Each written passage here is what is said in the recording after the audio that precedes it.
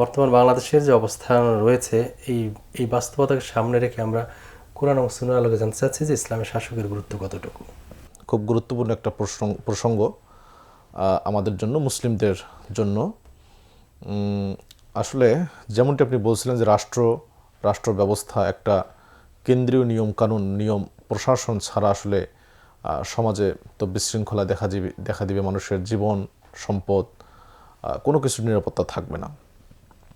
ইসলাম শাসকের ব্যাপারটা, শাসক নির্ধারণ করা, ইমামত বা খেলাফত কায়েম করার ব্যাপারে সবচেয়ে গুরুত্ব দিয়েছে বেশি। ইমাম ইবনু তাইমিয়া রহমতুল্লাহ আলাইহি তিনি বলেছেন তার মাজমু ফতোয়ার ভেতরে যে ইমাম বা শাসক নির্ধারণ করা এটা মিন আহাম্মিল ওয়াজিবাত, সবচেয়ে বড় একটি ওয়াজিব, সবচেয়ে বড় ওয়াজিব। এবং তিনি বলেছেন যে দিন এবং দুনিয়ার কল্যাণ কখনোই অর্জিত হতে পারে না যদি শাসক না থাকে, মুসলিমদের কখনোই অর্জিত হতে পারে না। শাসক নির্ধারণ করা, বিশেষ করে খলিফা, একজন কেন্দ্রীয় ইমাম নির্ধারণ করার ব্যাপারে ওলামাদের আহলুস সুন্নাহ জামাতের সবার ঐক্যমত। ইমাম ইবনু হাসাম আন্দালুসি রহমাহুল্লাহ তিনি আল ফাসলু ফিল মিলাল ওয়াল আহওয়া ওয়ান নিহাল এই কিতাবে লিখেছেন যে ইত্তাফাকা জামিউ আহলিস সুন্নাহ ওয়া জামিউ আল মুরজিয়া ওয়া জামিউ শিয়া ওয়া জামিউ আল খাওয়ারিজ আলা উজুবিল ইমাম। আহলুস সুন্নাহ ওয়াল জামাতের শিয়া, মুরজিয়া, খারিজের সবাই ঐক্যমত পোষণ করেছে ইমাম নির্ধারণ করতে হবে, শাসক নির্ধারণ করতে হবে। ও আন্নাল উম্মাতা ওয়াজিবুন আলাইহা আল ইনকিয়াদু লিইমামিন আদিলিন, উম্মতের জন্য আবশ্যক হলো যিনি ন্যায়পরায়ণ শাসক তার আনুগত্য করা।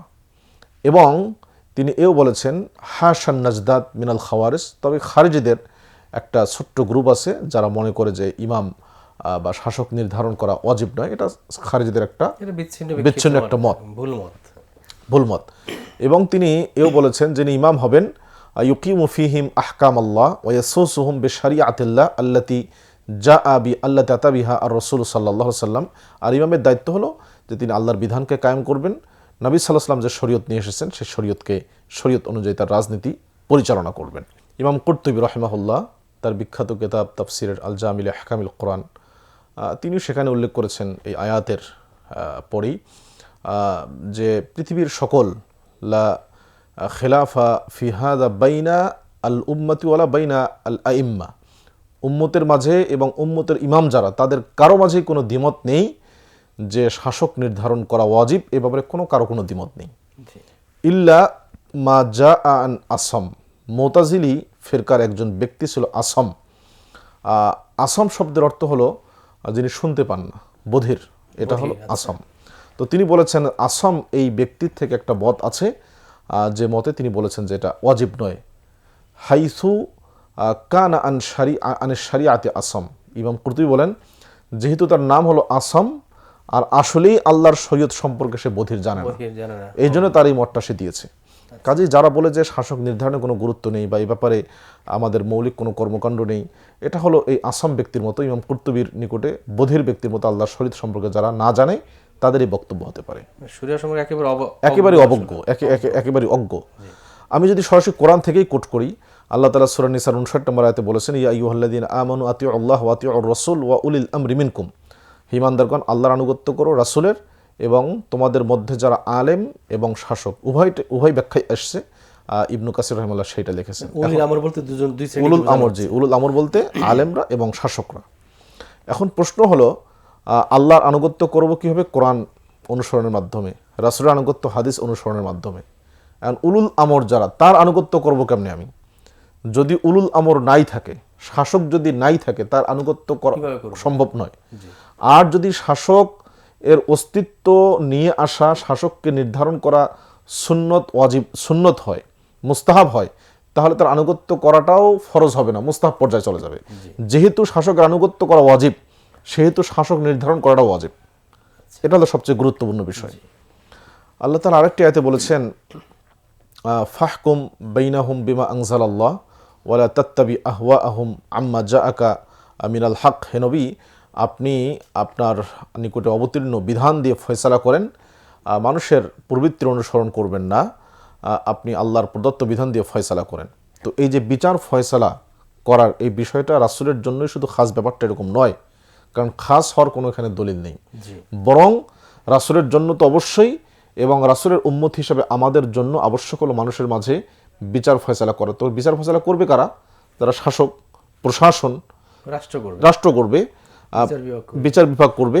তো সেটা তো না হলে তো আমরা এই আয়াতটা এই আয়াত আমলই করতে পারবো না। আমরা দেখেছি রাসূল সাল্লাল্লাহু আলাইহি ওয়াসাল্লাম ইন্তেকালের পর আবু বকর রাদিয়াল্লাহু তাআলা এসেছেন, জি, ধারাবাহিকভাবে চলে আসছে, রাষ্ট্রই তারা পরিচালনা করেছে, রাষ্ট্র পরিচালনা করছে। তারা সেটা আসলে কবর পর্যন্ত দেননি, পরবর্তী খলিফা কে হবেন জি জি জি, তারপর তার জানাজা পড়েছে, তার দাফন কাফন হয়েছে, কতটা গুরুত্বপূর্ণ, অনেক গুরুত্বপূর্ণ। জি, এরপর আল্লাহ তাআলা বলেছেন সূরা হাদীদের 25 নম্বর আয়াতে, লাকাদ আরসালনা রুসুলানা বিল বাইয়িনাত ওয়া আনজালনাল কিতাবা ওয়াল মিজানা লিয়াকুমান নাসু বিল কিসত ওয়া আনজালনাল হাদীদ ফিহি বাসুন শাদীদ ওয়া মানাফিউ লিন নাস।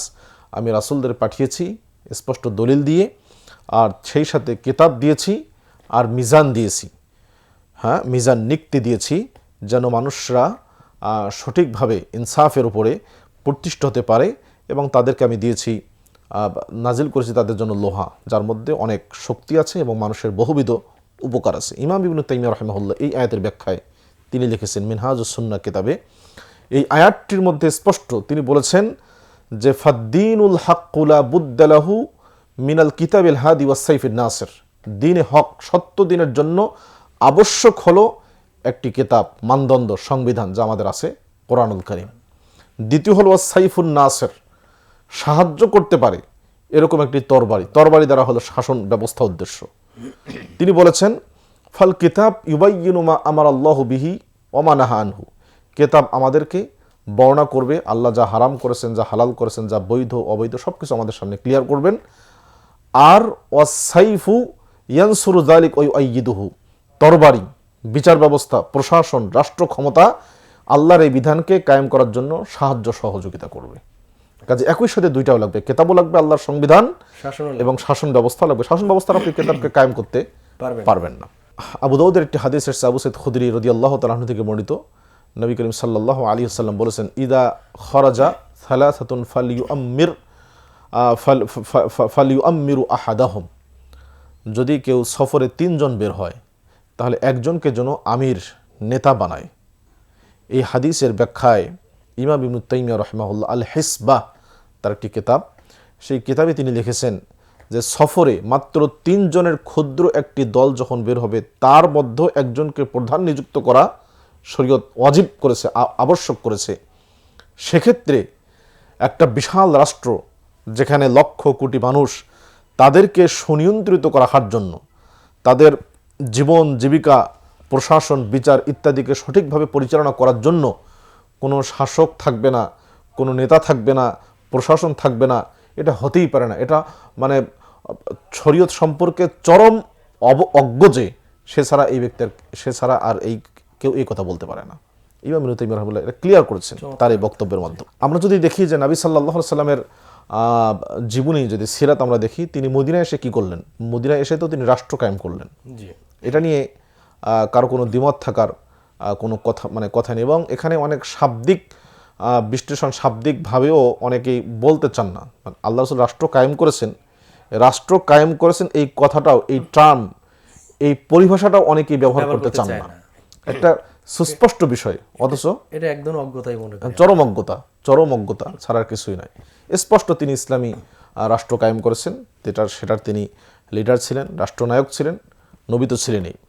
তো এই যে এরপর বিচার ব্যবস্থা ইত্যাদি সব কিছু, এই ঘটনাকে তুলে নিয়ে ইমাম শাতিবি, আমরা জানি ইমাম শাতিবি তিনি ইসলামের মূলনীতি মাকাসিদুশ শরিয়া, বিশেষ করে মাকাসিদুশ শরিয়ার উদ্দেশ্য সম্পর্কে সবচেয়ে গুরুত্বপূর্ণ ভূমিকা পালন করেছেন আল ইতিসাম, সেই বিখ্যাত কিতাবে।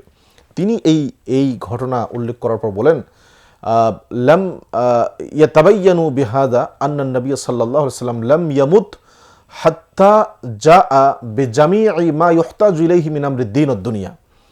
এই ঘটনা দিয়ে এটা প্রমাণিত হয় নবী সাল্লাল্লাহু আলাইহি ওয়াসাল্লাম দ্বীন এবং দুনিয়া, ইহকালীন এবং পরকালীন যত কিছুর প্রয়োজন মানবতার জন্য, মানব কল্যাণের জন্য, এর সব কিছুই তিনি দিয়ে এরপর তিনি দুনিয়া থেকে বিদায় গ্রহণ করেছেন। কাজেই তিনি অপূর্ণাঙ্গ রেখে যান নাই, পূর্ণাঙ্গ রেখেই তিনি দুনিয়া থেকে বিদায় গ্রহণ করেছেন। তো কাজেই এই সকল দলিলের আলোকে একই কথা আমরা আরও অনেক কোট করতে পারি। এরকম ইমাম হাইতামি রাহিমাহুল্লাহ তিনি একই কথা বলেছেন যে নবী সাল্লাল্লাহু আলাইহি ওয়াসাল্লাম তার এই কর্মজীবনে যা করেছে সেটা যদি ভালো করে পর্যালোচনা করি, এটা স্পষ্ট হয় যে তিনি রাষ্ট্র ব্যবস্থা কায়েম করেছেন। এবং তিনি এও বলেছেন, যেমনটি আপনিও একটু আগে বললেন, যে নবী সাল্লাল্লাহু আলাইহি সাল্লামের ওফাতের পরে, মৃত্যুবরণের পরে দাফন নিয়ে কিছুদিন তো হলো, এরপর সর্বশেষ তাকে দাফন করা হলো খলিফা 36 ঘন্টা পর তাকে দাফন করা হয়েছে। জি, জানা মতে, জি। এরপর তাকে দাফন করা হলো এবং সে সাকিফা বনি সাইদাই, যে একটা মুহাজির এবং আনসারদের মধ্যে বিরোধ তৈরি হলো, এরপর সেটা নিরসন হলো। যে তিনি বলেছেন যে এই যে বিরোধটা হলো, এই বিরোধটা হতোই না যদি ইমাম, শাসক, খলিফা নিযুক্ত করা ওয়াজিব না হতো। জি, খলিফা নিযুক্ত করা ওয়াজিব, এবং এটা ইবনু তাইমিয়া যেমনটি বলেছেন মিন আহাম্মিল ওয়াজিবাত, সবচেয়ে গুরুত্বপূর্ণ একটা ওয়াজিব। এই কারণেই কুরাইশদের মধ্য থেকে হবে নাকি আনসারদের মধ্য থেকে হবে, এই দ্বন্দ্ব দেখা গেল। সেটা নিয়ে মতবিরোধ তৈরি হয়েছে, সেটা নিয়ে মতবিরোধ কিন্তু এবং শাসক সেটা নিরসন নির্ধারিত হবে, হয়েছে। এটা নিয়ে কোনো মতবিরোধ হয়নি। না, শাসক নির্ধারণ করতে হবে। ইমাম মাওয়ার্দি রাহমাহুল্লাহ, ইসলামী রাজনীতি একদম প্রাজ্ঞ রাজনীতিক, তিনি তার আল আহকাম আস সুলতানিয়া এর শুরুতেই এই বিষয়ে আলোচনা করেছেন যে খলিফা নির্ধারণ করা, শাসক নিযুক্ত করা মুসলমানদের উপরে আবশ্যক। এতে কোনো সন্দেহ থাকার কোনো প্রশ্নই আসে না। মানে ঐক্যমতই ফরজ বলা যায়। একেবারে ঐক্যমত, ইজমা মুসলমানদের, এটা ইজমা। একই কথা ইমাম ইবনে তাইমিয়া রাহিমাহুল্লাহ তারা সিয়াসা শারিআইয়া ফি ইসলাহের রাই ওয়া রাইয়া এই কিতাবে লিখেছেন যে শাসক অবশ্যই নির্ধারণ করতে হবে। মাজমু ফতোয়ার অনেক অংশেই তিনি, অনেক জায়গায় তিনি একই কথা বলেছেন, নানাভাবে এটাকে তুলে ধরেছেন যে শাসক নির্ধারণ করতে হবে। মুসলিম ইসলামী রাজনীতি নিয়ে যারাই লিখেছেন তারা প্রথমে এই মাসআলা নিয়ে এসেছেন যে শাসক নির্ধারণ করা আবশ্যক কিনা। এই ব্যাপারে তারা ইজমা, একেবারে ঐক্যমত যে অবশ্যই শাসক নির্ধারণ করতে হবে।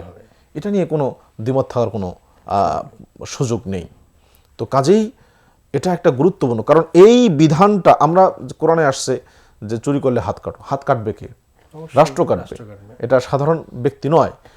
তো এই বিধান যদি আমরা কার্যকর করতে চাই তাহলে অবশ্যই ইসলামী বা মুসলিমদের একজন শাসক নির্ধারণ করতে হবে। তাহলে কোরআনিক বিধানগুলো, সুন্নাহর বিধানগুলো যদি আমরা কায়েম করতে চাই, আমল করতে চাই, বাস্তবায়ন করতে চাই, তাহলে রাষ্ট্র ব্যবস্থা ছাড়া বিকল্প নেই। এবং ইসলামের যে রূপরেখা আমরা কোরআন এবং সুন্নাহে পড়ছি, সেটা তো দেখে যাওয়ার আমাদের সুযোগ হচ্ছে না। আল্লাহ যেন সুযোগ করে দেন আমাদেরকে। একটা বৃহত্তর অংশ ইসলামের যে সৌন্দর্য, ইসলামী শাসনের সৌন্দর্য, সামগ্রিক ইসলাম, যে সামগ্রিক ইসলাম বলতে যা বুঝি, সেটা দেখার কিন্তু সুযোগ এখনো আমাদের হয়ে উঠছে না। এটা হলে যে মানুষ কি পরিমাণ, নাগরিকরা কি পরিমাণ স্বস্তি আনন্দে থাকবে, নিরাপত্তা ভালো থাকবে কল্পনার বাইরে। এবং মুসলমানরা তো সেই নিরাপত্তা দেখিয়েছেন পৃথিবীতে, সার্বিকভাবে দিন এবং দুনিয়ার কল্যাণ সাধিত হবে কত বেশি, এটা কিন্তু মুসলিমরা কায়েম করে দেখিয়েছিলেন। কাজেই এই ব্যাপারে সন্দেহ পোষণ করার বিন্দুমাত্র কোনো অবকাশ নেই যে শাসক নির্ধারণ করতে হবে, বা এই বিষয়টা নর্মাল কোন বিষয়, এটা আবশ্যক একটা বিষয়, ফরজ বিষয়। অনেকেই মনে করেন যে জনগণ ভালো হয়ে গেলেই, অর্থাৎ সবাই যখন এমনি ভালো হয়ে যাবে এমনিতেই আল্লাহ তাআলা খেলাফত দিয়ে দিবেন। এবং একটি আয়াত সূরা নূরের 55 নম্বর আয়াত তারা দলিল পেশ করেন, ওয়া'দাল্লাহু আল্লাযীনা আমানু মিনকুম ওয়া আমিলুস সালিহাতি লিয়াস্তাখলিফান্নাহুম ফিল আরদি কামা ইসতাখলাফাল্লাযীনা মিন ক্বাবলিহিম। যারা আল্লাহ তাআলা ওয়াদা দিচ্ছেন যদি তোমরা ঈমানদার হও, তোমরা আমলে সালেহ করে নেক কাজ করো, তাহলে আল্লাহ তাআলা তোমাদেরকে খেলাফত দিবেন। এই আয়াত দিয়ে তারা ব্যাখ্যা করতে যাচ্ছেন যে খেলাফত কায়েম করা বা শাসন ব্যবস্থা কায়েম করা আবশ্যক নয়, বরং মানুষ, পাবলিক, জনগণ, নাগরিকরা ভালো হলেই এমনিতে আল্লাহ তাআলা খেলাফত দিয়ে দিবেন। এটা চরম ধরনের অজ্ঞতা এবং কোরআনের চরম অপব্যাখ্যা ছাড়া কিছুই নয়, আয়াতের স্পষ্ট অপব্যাখ্যা। এটা কোশ্চিনকালেও সম্ভব নয়, কোশ্চিনকালেও হবে না। নবী সাল্লাল্লাহু আলাইহি ওয়াসাল্লাম তিনি তার সাহাবা একরাম সবাই তো ভালো ছিলেন, মদিনার লোকজন সবাই ভালো ছিল, এরপর আলাদা করে শাসন ব্যবস্থা কায়েম করতে হয়েছে। ইহুদিদের সাথে, স্থানীয় মদিনার লোকদের সাথে, যারা বিভিন্ন ট্রাইব ছিল, বিভিন্ন উপজাতি ছিল, তাদের সাথে নবী সাল্লাল্লাহু আলাইহি সাল্লামকে সমঝোতায় আসতে হয়েছে, মদিনা সনদ করেছেন, সবাইকে নিতে হয়েছে, জিহাদ করতে হয়েছে, মদিনার প্রতিরক্ষা ব্যবস্থা গড়ে তুলতে হয়েছে, সামরিক বাহিনী গড়ে তুলতে হয়েছে। এটা কি রাষ্ট্র ব্যবস্থা ছাড়া সম্ভব? কোশ্চিনকালেও সম্ভব নয়, এটা হতে পারে না। সাহাবায়ে কেরাম যে যুগে ছিলেন সেই যুগের চেয়েও ভালো মানুষ এই যুগে আসবে, কল্পনা করতে পারি এটা কল্পনায় আমরা করতে পারি না। তাহলে আমরা কেন এই আশা করছি? এটা কোনোভাবেই সম্ভব নয়, এবং এটা কখনোই সম্ভব নয় যে একটা দেশের যে পুরো জনগণ সবাই ভালো হবে বা মেজরিটি পার্সেন্ট লোক ভালো হবে, এরপর আল্লাহ তাআলা আমাদেরকে ক্ষমতা দিবেন। বরং আমলের ছলে নেক কাজ, যেটা নেক কাজের অন্তর্ভুক্ত হলো যে আপনি ইসলামী শাসন ব্যবস্থা কায়েমের জন্য প্রচেষ্টা করা, এটাও আমলের ছলের অন্তর্ভুক্ত। আচ্ছা, এটাও আমলের ছলের অন্তর্ভুক্ত। জি, আপনি মনে করেন একটা প্রতিষ্ঠান করবেন, তো সেই প্রতিষ্ঠানের জন্য আপনার মনের মধ্যে খুব আশা, নিয়াত খালেস, আপনি নিয়াত খালেস হয়ে বসে থাকবেন আর প্রতিষ্ঠান এমনি এমনি দাঁড়ায় যাবে? এটা হয় কোনোদিন কোশ্চিনকালেও হবে না। মানুষের কাজ করতে কাজ হবে, করতে হবে, মানুষের কাছে যেতে হবে, কত কিছু করতে দাওয়াত হয়, দিতে হবে। দাওয়াত দিতে হবে। নিশ্চয়ই তো আপনার মনের মধ্যে খুব আশা যায় ইসলামী খেলাফত চাই, কিন্তু আপনি এর জন্য কোনো কাজ করেন না, সেই প্রস্তুতি তো নিতে হবে, প্রস্তুতি নাই আপনার, তাহলে কখনোই আল্লাহ তাআলা এই দাওয়াত খেলাফত লাগবে, প্রশিক্ষণ দিবেন না। লাগবে, জি জ্ঞান শিক্ষা দিতে হবে, জি, জাগতিক রাষ্ট্র পরিচালনা করার জন্য যে যোগ্যতার দরকার সেগুলো তো মানুষকে জানাতে সেগুলো হবে, লাগবে, শেখাতে হবে। সবকিছু এবং লাগবে। আমরা এই রাষ্ট্র ইসলামে আসলে কিরকম সুবিধা পাবে মানুষ, জি, তার ফ্রেমওয়ার্কটা কেমন হতে পারে, তার কাঠামোটা কিরকম হবে, সেটা মানুষ জানাতে হবে। না জানলে মানুষ জানবে কি করে, সম্ভব নয়। সুসংস্কৃতি কি করে পাবে, মানুষ বুঝবে না আসলে। তো এটাই হলো আমাদের মানে অজ্ঞতার একটা দিক। হ্যাঁ, আমাদের দেশে শিক্ষার অভাবে, দিনের জ্ঞানের অভাবে অনেক ধরনের গ্যাপ আছে নিঃসন্দেহে। সেই দাওয়াতগুলো চালাতে হবে সমানভাবে, আর সেই সাথে মানুষকে ইসলামী শাসন ব্যবস্থার প্রতি উদ্বুদ্ধ করতে হবে। ওটা দিনের তো একটা দিনের একটা অংশ, দাওয়াতের একটা অংশ। মানুষকে জানাতে হবে, জি, দাওয়াতের দাওয়াতের একটা অংশ। জি, দাওয়াত, ইসলামী দাওয়াত পরিপূর্ণ, ইসলাম একটা পরিপূর্ণ ধর্ম ব্যবস্থা, এবং ইসলামী দাওয়াতটা হতে হবে পরিপূর্ণ। দাওয়াত খণ্ডিত অংশের দাওয়াত, এটা কখনোই ভালো ফলাফল নিয়ে আসে না। এটা তো তাওহীদের মধ্যেই তো আছে। আমরা ধরো উলুহিয়াতের কথা বলি, রুবুবিয়াতের কথা বলি, তো সেখানে তো শাসন ব্যবস্থারও তো আছে। যে অবশ্যই, শাসক যা কিছু করবে সেটা আল্লাহর জন্য করতে হবে, যদি আল্লাহর জন্য না করে অন্য কারোর জন্য করে তাহলে উলিয়াত নষ্ট হবে তার। অবশ্যই, আর আল্লাহকে তো সেই রবুবিয়াত সব ক্ষেত্রে মানতে হবে, শাসন বিধান দেওয়ার ক্ষেত্রেও তো আল্লাহই রব। তো অবশ্যই। সেই রবকে যে বাদ দিয়ে অন্য কিছু করা হয়, সে কাজটা কিন্তু সে করছে, জি, আর রবকে বাদ দিয়ে করছে, আল্লাহকে বাদ দিয়ে ম্যানেজ করে করছে, তা তার রবিও তো নষ্ট হচ্ছে, তার মানে তার তাওহীদ নষ্ট হয়ে যাচ্ছে। তা খণ্ডিত বা তাওহীদে ব্যাখ্যা করার তো সুযোগ আসলে আছে বলে তাওহীদ মানেই হলো যে আপনার আল্লাহকে সামগ্রিক চূড়ান্ত আকারে সার্বভৌম ক্ষমতার একমাত্র মালিক আল্লাহকে মনে করা। সার্বিকভাবে সেই তাওহীদের বিষয়গুলো মানুষকে জানাতে হবে। তাওহীদের দাবি হলো আপনি যেমন আল্লাহ ছাড়া কারো কাছে চাইবেন না, কারোর জন্য আপনার ইবাদত করবেন না, নজর কোরবানি কারোর জন্য করবেন না আল্লাহ ছাড়া, আল্লাহকে একক হিসেবে সব ক্ষেত্রেই আল্লাহকে পরিপূর্ণ ক্ষমতার অধিকারী মনে করতে হবে, ঠিক সেভাবে বিধান, শাসন, আইন, শরিয়াত এগুলো দেওয়ার মালিক একমাত্র আল্লাহ, আল্লাহ। এটাও বিশ্বাস করতে হবে মনে প্রাণে, এবং সেজন্য আপনাকে সেই দাওয়াতটাও মানুষকে এটা আকীদার মধ্যে স্পষ্টভাবে থাকতে হবে। এটা অবশ্যই, এটা আকীদার অংশ, জি, এটা ইসলামী আকীদারই অংশ।